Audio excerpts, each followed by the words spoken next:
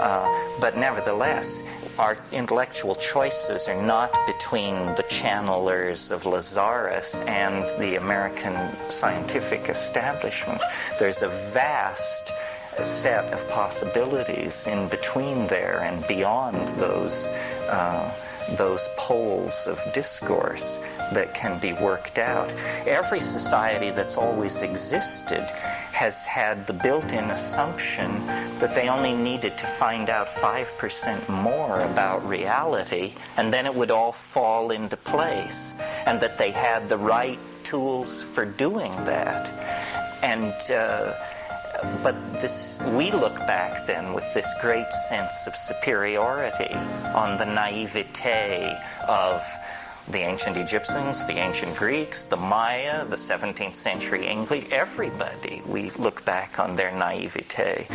But in fact, our own cultural enterprise is obviously fraught with a peculiar illogic and childishness and naivete. I mean, we're a culture that, robs our children to create a potlatch culture in the present. And this would look fairly pathological from any cultural perspective outside our own. The thing, I mean, this is a segue, but it makes sense. The thing that I think psychedelics do that addresses this problem and many, many problems, or choke points in our ideological effort to understand what's going on, is the contribution that they make is that they dissolve boundaries. And culture, I mean, the word virtual reality was used as we went around the circle. Culture is the sanctioned virtual reality. And it is put in place by the machinery of local language, you see. And so then you're born into this circumstance, and you're told, you are a male child, you are a citizen of the United States, you are a Christian, you are a Jew, you will go to college, you will do this, and you never question. It's called the social contract. It hasn't gone unnoticed by Western philosophers. It's gone unnoticed by those of us who are its foremost victims. They try to tell you that you're in a social contract, but when you ask to see your signature on the document, they tell you that you were born into this contract. Well, what the hell kind of contract is that?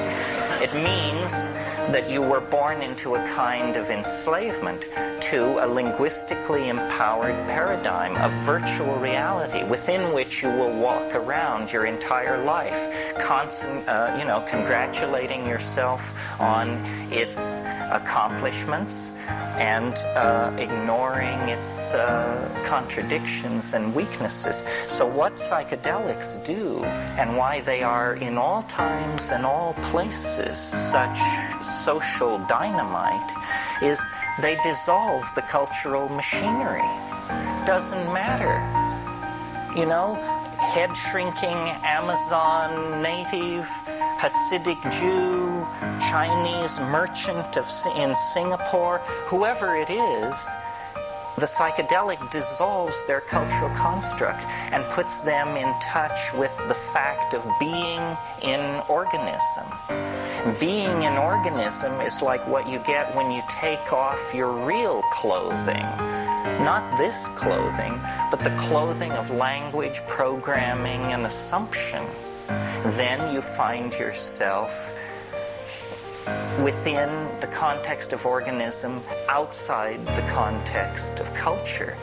And for the reason this is not a mass movement is many people hear that and they say, I know what that is. That's called being nuts. I don't want that. That sounds absolutely terrifying. Well, these are people for whom that cultural machinery is necessary armoring in an almost Reichian sense. Necessary armoring. They cannot face the world without culture because they are in fact defined by culture. Now, who are these people? These are the people, and we each to some degree imbibe in this category. These are the people whose values are set by the engines of commerce and propaganda. These are the people who dress as they are told to dress, spend as they are told to spend, believe as they are told to believe. But within every human being, there is a kind of, at least the possibility of a revulsion against this kind of anesthesia of uniqueness, because that's what it is. You can put your uniqueness to sleep, and then you dress Gucci and you invest with these people and you drive this car and you're correct. Because your accountants, your managers, your agents, your public, whoever, your husband, your lover, is telling you that you're correct. Definition from without means being defined by the cultural machinery.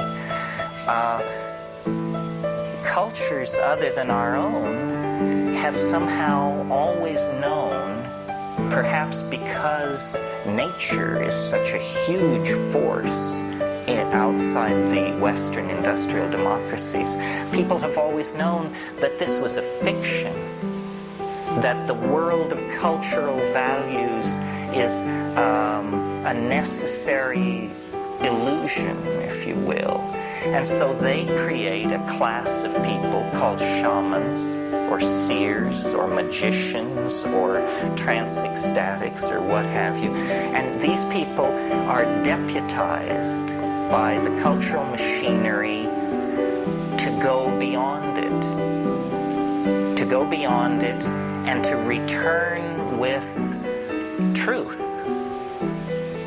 Not culturally sanctioned truth, but just truth, the felt experience of being an organism that I'm talking about. And by this process, cultures conduct their evolution, if you're an evolutionary thinker, or their random walk through time, if you're more of a phenomenologist. But whatever they're doing, we're not doing that, because the mechanisms that we have used to close off access to the beyond culture dimension have in our hands grown so strong that we have, in a sense, succeeded to the point where we've put ourselves out of business. And the people to blame for this are these wily Greeks.